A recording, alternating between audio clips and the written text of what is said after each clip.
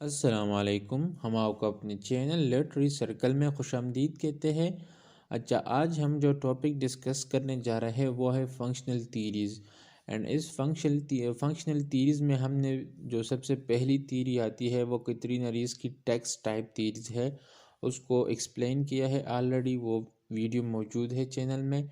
And then जो दूसरी theory है उसको आज हम एक्सप्लेन करने जा रहे हैं, वो है स्कोपोस थ्योरी। अच्छा, सबसे पहले स्कोपोस थ्योरी किसने प्रेजेंट की थी? ये जो एक जर्मन लिंग्विस्ट था, हेंस जे वर्मिर, ये उसने प्रेजेंट की थी 1970s and specifically 1970 round about इसमें उसने प्रेजेंट की थी ये थ्योरी। लेकिन बाद में उसके साथ जो कैथरीन रीस थी जिसने टेक्स्ट टाइप थ्योरी भी प्रेजेंट की थी, दोनों ने मिलकर इस पर काम किया और ये उसे डेवलप करवाया इस थ्योरी को। अच्छा, सबसे पहले जो वर्ड है स्कोपोस, अगर हम इस पर गौर करें तो ये वर्ड जो है ये ग्रीक लैंग्वेज से लिया गया है और इसका मतलब है वो है एम और पर्पस। मतलब जब आपका कोई मकसद होता है, जब आपका कोई गोल होता है या एक एम होता है, उसको कहते हैं स्कोपोस थ्योरी। अब ट्रांसलेशन स्टडीज़ में पर्पस या एम क्या होगा, तो ये थ्योरी हमें ये बताएगी कि एक ट्रांसलेशन जब आप एक एसटी से मतलब सोर्स टेक्स्ट से टारगेट टेक्स्ट में कर रहे हो तो एम या पर्पस क्या होना चाहिए।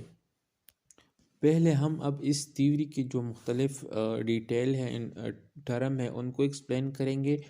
बाद में जो बेसिक अंडरलाइनिंग रूल्स है इस थ्योरी के, उसको हम डिफ़ाइन करेंगे कि वो कितने रूल है और पर एक एक रूल को हम एक्सप्लेन करेंगे।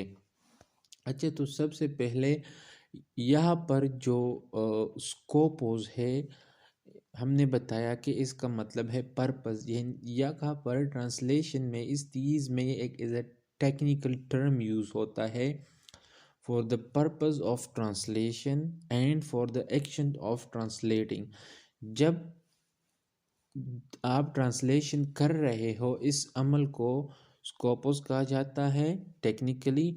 एंड देन जो पर्पस है आपका ट्रांसलेशन का, जो एम, जो गोल आपने एक ट्रांसलेटर में अपने जहन में रखा होता है, उसको कहते हैं स्कोपोस।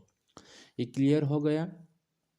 इसके बाद ये जो थीरीज है, ये स्कोपोस थ्योरी, ये इसे कंसिडर किया जाता है, consider to be the part of Holz Manttari theory of translational action.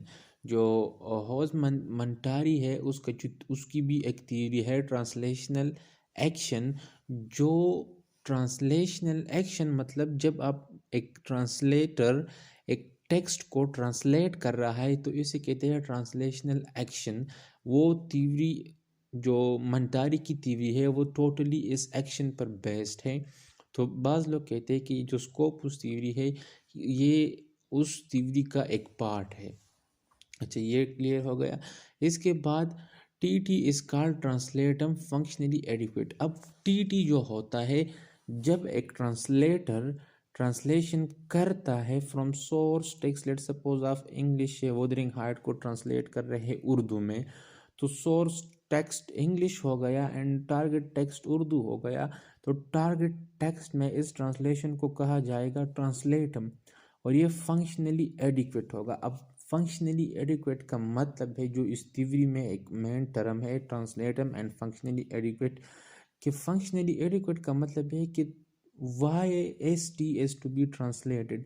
मतलब एक ट्रांसलेटर क्यों एक सोर्स टेक्स्ट को, इंग्लिश को उर्दू में कन्वर्ट या ट्रांसलेट करना चाहता है या उर्दू को इंग्लिश में ट्रांसलेट करवाना चाहते हैं, मतलब मकसद क्या है, क्या वो मकसद इस ट्रांसलेशन के बाद फुलफिल्ड हो गया। फंक्शनली ये ट्रांसलेटम जो ट्रांसलेशन हुई है, क्या ये फंक्शनली फुलफिल्ड है, वो फंक्शन या जो पर्पस था ट्रांसलेटर का वो फुलफिल्ड हो गया या नहीं। And the function of T will be crucial for the translator. और इसी को मद्देनज़र रखा जाता है कि जब ट्रांसलेटर टारगेट को, एक सोर्स टेक्स्ट को टारगेट टेक्स्ट में ट्रांसलेट करता है, तो ये टारगेट टेक्स्ट जो होता है ये ट्रांसलेटर के लिए इंतहाई ही क्रूशल होता है। ये एक सिंपल लिंग्विस्टिक एक्ट नहीं होता या एक्शन नहीं होता कि वो बस वर्ड मीनिंग या वर्ड फॉर वर्ड या सेंस फॉर सेंस ट्रांसलेशन करता है और वो हो जाता है। नहीं, ये उसके लिए एक पर्पसफुल एक्टिविटीज़ होती है। It is not a mere translation from one language to another language. ये बात क्लियर हो गई। अब इसके बाद जो पॉइंट है वो है target text is focused and source text is background. इस सीरीज में जो है वो अगर आप इसके टाइटल को देखें स्कोपोस मतलब पर्पस, तो एक ट्रांसलेटर जब अपना पर्पस फुलफिल करेगा तो वो ट्रांसलेशन में करेगा। ट्रांसलेशन मीन ट्रांसलेटम, जो वो इंग्लिश से उर्दू में टारगेट टेक्स्ट में ट्रांसलेटर ट्रांसलेशन कर रहा है तो वो उसमें उस टारगेट टेक्स्ट को फोकस करेगा कि वो ट्रांसलेटर ने उसमें कौन सा मकसद छुपाया है। लेट्स सपोज फॉर एग्जांपल अगर वो एक पॉलिटिकल वर्क है, अगर वो एक सटायर है, अगर वो एक सोशो इकोनॉमिक वर्क है, तो क्या वो उस मकसद को उस ट्रांसलेटर ने अचीव किया है। तो यहाँ पर जो टारगेट टेक्स्ट होता है वो इंतहाई ही फोकस्ड होता है एंड जो सोर्स टेक्स्ट होता है उस पर इतनी तवज्जो नहीं दी जाती। एंड बाद में जो रूल्स आने वाले हैं उससे भी हमको पता चलेगा। एंड नेक्स्ट जो है वो है text has a function and it must be intact. अब टेक्स्ट जो होता है तो उसका एक फंक्शन होता है, वो किस लिए लिखा गया है, वो क्यों लिखा गया है, किस दौर में लिखा गया है, एंड पर्पस क्या था उसको लिखने का। तो ये ट्रांसलेटर जो होता है वो इसके साथ मतलब जस्टिस करता है टारगेट टेक्स्ट में या ट्रांसलेटम में। अब यहाँ पर मुख्तलिफ रूल है, बेसिक अंडरलाइनिंग रूल है इस कोपुस थ्योरी के, जो कि वर्बिर ने डिसाइड किया है कि अगर आप ट्रांसलेटर करते हो from source text to target text तो आप इस रूल्स को मद्देनज़र रख कर ट्रांसलेशन करें। तो सबसे पहला जो रूल है वो है a translational action is determined by its corpus.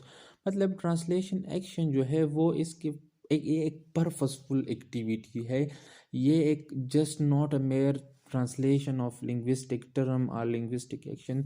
ये सिर्फ अल्फाज की तबादला नहीं, ये एक पर्पसफुल है। और ये पर्पस कौन परफॉर्म करता है, ये एक ट्रांसलेटर को, या तो इस ट्रांसलेटर को एक्शन दी गई होती है, इंस्ट्रक्शन फ्रॉम गवर्नमेंट साइड या फ्रॉम किसी हायर अथॉरिटी की साइड से उसको इंस्ट्रक्शन दी जाती है कि वो इस पर्पस को फुलफिल करे टू दिस ट्रांसलेशन, या वो खुद ही उसका कोई पर्पस होता है जब वो ट्रांसलेशन करवाता है। एंड देन नेक्स्ट जो रूल है it is in offer of information in TC मतलब target culture and target language concerning an offer from source culture and source. मतलब जहाँ पर आप ट्रांसलेशन कर रहे हो मतलब target culture and target language में, तो ये जो ट्रांसलेशन है ये एक इंफॉर्मेशन देता है किसको, टारगेट कल्चर को। और वो इंफॉर्मेशन ये लेता कहाँ से, वो सोर्स कल्चर और सोर्स लैंग्वेज से। ये इंफॉर्मेशन होना चाहिए जिस तरह के हमने पिछली जो वीडियो है उसमें बताया था कि जो इंफॉर्मेटिव डायमेंशन है आप उसमें इंफॉर्मेशन डिलीवर करते हैं टेक्स्ट टाइप थ्योरी में। एंड नेक्स्ट जो पॉइंट है third number, target text does not initiate in offer of information in reversible way. अब रिवर्सिबल वे या रिवर्सिबल ट्रांसलेशन ये है कि फॉर एग्जांपल लेट्स सपोज आपने अरबी से उर्दू में ट्रांसलेशन की है एंड देन आप उसी ट्रांसलेशन को मतलब उर्दू में जो ट्रांसलेशन हुई है उसको अगर आप वापस अरबिक में ट्रांसलेट करोगे अरबी में, तो ये ज़रूरी नहीं कि वो सेम पर्पस अदा करे जिस तरह के वो ओरिजिनल अरबिक टेक्स्ट था सबसे पहले। ये इज़ नॉट पॉसिबल, ये इतना इजी काम नहीं, क्योंकि आपने एक पर्पस फॉर एग्जांपल एक ट्रांसलेटर ने एक ट्रांसलेशन एक पर्पस एक फुल एक्टिविटी के तौर पर किया था, तो अब ये ज़रूरी नहीं कि एक अरबिक ट्रांसलेटर भी उसे उसी तरह ट्रांसलेट करे। It must be internally coherent. तो ये वही रूल है कोहेरेंस के कि जो टारगेट टेक्स्ट डिलीवर होता है तो वो इतना कोहेरेंट होना चाहिए कि वहाँ पर जो ऑडियंस है, जो रीडर है टारगेट टेक्स्ट के, फॉर एग्जांपल अगर आपने इंग्लिश से एक वर्क ट्रांसलेट किया है उर्दू में, तो उर्दू के जो रीडर है या जो लिसनर है इस वर्क के, या जो ऑडियंस है, इस वर्क में इतनी कोहेरेंट होनी चाहिए कि ये उसे समझ सके। मतलब हिप हेजर्ड और इंफॉर्मेशन वगैरह नहीं होना चाहिए। जहाँ पर आपको एक आइडियाज़ को या एक कल्चर नॉर्म वगैरह को एक्सप्लेन करना है, तो वहाँ पर आप एक्स्ट्रा इंफॉर्मेशन या फुट नोट भी दे सकते हैं, ताकि कोहेरेंट जारी रह सके टारगेट टेक्स्ट में। एंड देन लास्ट जो पॉइंट है या फिफ्थ नंबर जो पॉइंट है वो है target text must be coherent with source text. मतलब सोर्स टेक्स्ट में जो आइडियाज़ है या इंफॉर्मेशन है वो टारगेट टेक्स्ट में भी होने चाहिए, और ये एक दूसरे के लिए कोहेरेंट होने चाहिए। और इसे फिडेलिटी रूल्स भी कहा जाते हैं। मतलब कि आपने वो इंफॉर्मेशन, वो फैक्ट, वो फिगर्स, वो जो डिटेल है जो सोर्स टेक्स्ट में है, जो सोर्स टेक्स्ट के ऑथर ने लिखे है, आपने उसको टारगेट टेक्स्ट में भी उसी तरह इन्वॉल्व करना है और डिलीवर करना है। अब लास्ट नंबर जो पॉइंट है वो है कि ये जो सारे पॉइंट है ये हायरार्किकल एक्शन में है या ऑर्डर में है। मतलब इसमें जो टॉप नंबर पॉइंट आता है, and then second and third and fourth, तो सबसे पहले अगर आप फॉलो करेंगे तो वो है पर्पस। मतलब ट्रांसलेटर का जो पर्पस है सबसे पहले वो फुलफिल होगा। फिर target culture and target language का जो आइडियाज़ है वो सोर्स टेक्स्ट की जो आइडियाज़ है वो टारगेट टेक्स्ट में रिवील होंगे, इंफॉर्मेशन उससे ही मिलेगी। And in this third and fourth and fifth point ये इसी तरह है कि आप सबसे पहले फर्स्ट नंबर फुलफिल करेंगे एंड देन सो ऑन। इसी तरह आज की हमारा लेक्चर पूरा हो गया। उसको पॉजिटिवली आई होप आप लोगों को पसंद आई होगी। So kindly like and subscribe our channel. Thank you so much. अल्लाह हाफिज़।